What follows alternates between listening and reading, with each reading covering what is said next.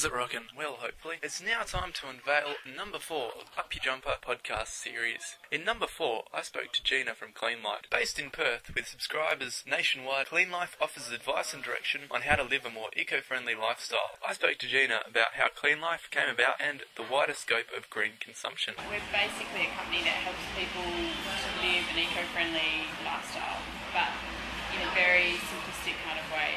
So we wanted to set up something that would be non-confrontational. So I'm a physiotherapist initially, so I was working as a physio, I was working in the medical area, I was really interested in what's going on in the world, well educated, and then we moved to London and I found that there's a lot more in the mainstream media over there, and this is in 2003 and 2004, about the green movement, the fair trade movement, just ethical living in general, the organic movement, that at that stage hadn't reached Australia.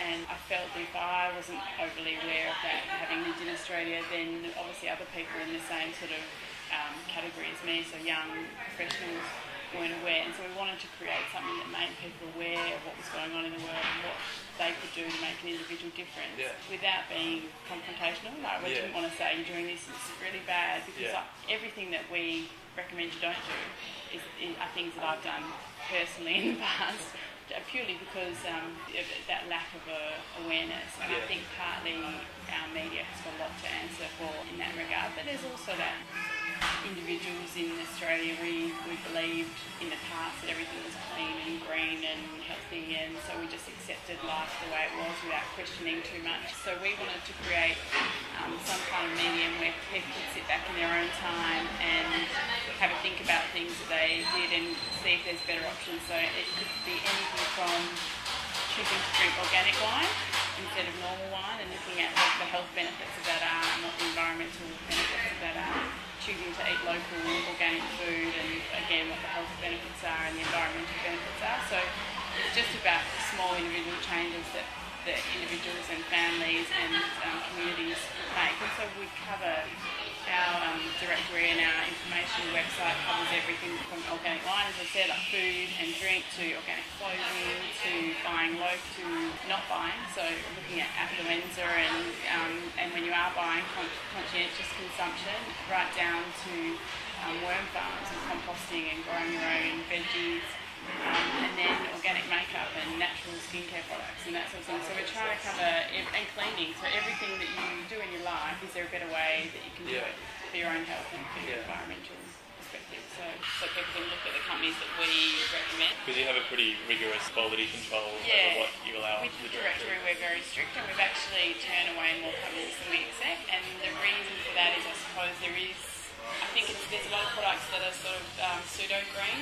It's a difficult line though, because you don't want people to stop purchasing green because they think that there's a risk that it's not really green. So we don't necessarily outwardly say to all our subscribers, don't buy this, don't buy this. But what we do when a company comes to us, we have quite a rigorous protocol that we go through and check. And if they don't match it, then they don't get on. So it's been going since about... Started in 2006. My husband and I lived in London in 2003 and 2004.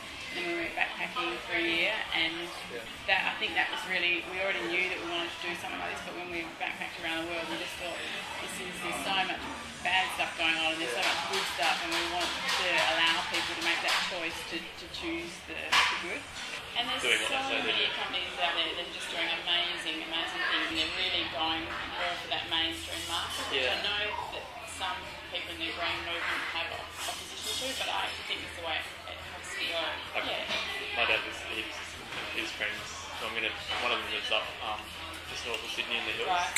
Went and built a house up in the bush and built composting toilets and solar panels and all these massive wooden logs. But it's developed from that, and now it's becoming more of a business. You can live in the centre of the city and have an equivalent thing in terms of green. The ideas have developed to something that's more approachable to everyday people, so like these sort of services that are actually informing people about what's about. Yeah, hopefully. And we get a huge amount of feedback, and I suppose the thing that keeps us inspired is that the amount of feedback we get from people just saying how much it's changed their life, because they might just start with one really, really small thing like converting to a natural soap, but then they don't get their eczema or their dermatitis or whatever's been irritating them in the past, and then it leads through to the cleaning products, and then they start, we may as well compost, and then we might as well grow our own veggies. And so seeing that transformation in a lot of the clients that we've had for us has just been awesome, because that's what we wanted, just make one little change, and then trickles over. And also then they're inspiring a lot of other people by the way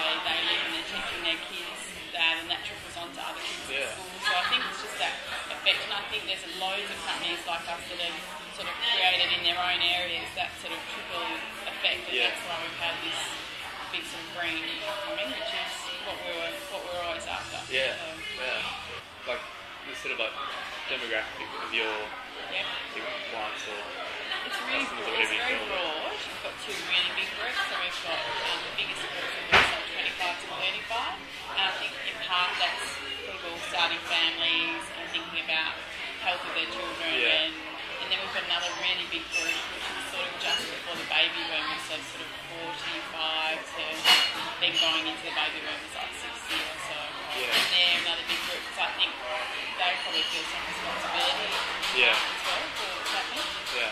So they're our big group, but I would say that our aim is really to target people who didn't really have any awareness but were sort of interested, but didn't know how to make a change, didn't know what they could do. And also because it could seem pretty overwhelming, but if you can say like, if you just change, I will just use a different soap this week. Exactly. Then once you start making those small changes, it sort of and builds that's up. what we've heard. When we started the email tips, we were doing them every week.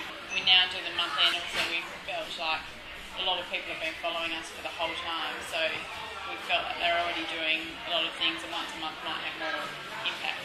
But when we were doing that, the things that people were telling us that they were changing literally once a week was fantastic. And by the end of the year, even if you've changed once every second week, you've still done 25 or so changes, which can all have a massive effect. And with the products that you've got, is there that much difference cost-wise? Like, I sort of like the idea of organics and fair trade and stuff, but especially as a student, the cost is like so much more that it's not really And I've just written an article on that for a magazine. In some things it is, and you have to be honest and say yes. In some things, organics are more expensive. With a lot of things like cleaning products, that sort of have now come down to match. So if you buy a natural or an eco-friendly cleaning product, now should be exactly the same price, pretty much across the board as a standard one. Skincare as well has come down a lot, so they probably match what you get in like Myer or Target or something like that. Clothing's still a bit more expensive. Generally, it's definitely coming closer, but there is still a gap in some things. Do you think it could end up that the green products sort of end up just make more stuff to buy, like more consumption? I think about that a lot. But I'd hope not, but there's always the potential for that to happen. I think what has to go along with any green message is that first thing you can do is reduce, reuse, recycle. So that applies to consumption. So reducing what you need, what you actually purchase is the first thing, and then we always advise to try and buy second hand, but then there's some cases where that's not good. So if you're buying a baby's plastics, for example, buying second hand, it's already going to be degraded and you're going to have higher rate of bleaching. And that's a really difficult line for me. Like, in answer to your question, the potential is there, and I suppose the only thing that we do and that we can do is to promote actually reduction in consumption, and when you do need to consume well. Hopefully we do that. And I think that also plays into that whole, I think what tends to happen is once people become environmentally aware, they think, well, that person's greener than me, and they're actually going to think, oh, I'm bad because I'm carrying this reusable plastic bag when I should be using the hemp organic bag, example again. So sometimes they almost feel guilted into buying another product, which is actually the exact opposite effects that you want. So you're sort of consuming to be green. Yeah, and there is that. I mean, it's a side that no one talks about that does actually exist, and I think it's something we need to.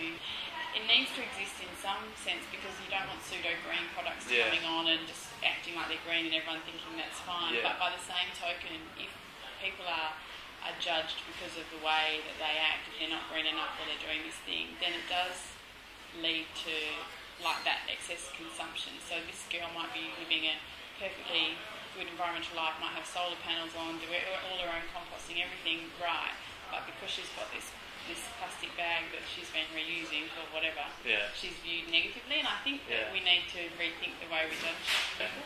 That was Gina from CleanLife. For more info, you can check out the website. That's a lot, but stay tuned. Next up, I'm having a chat with Erin, who runs Apace, a natives nursery in North Fremantle. Catch you then.